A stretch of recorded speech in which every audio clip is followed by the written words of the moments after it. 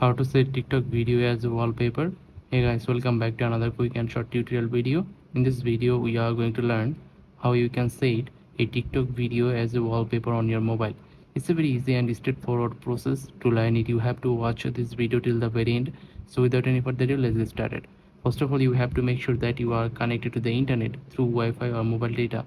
And once you are connected to the internet, then go ahead and open up your TikTok app. And you can use other people's videos, or you can also use your own video. Now select the video that you want to use,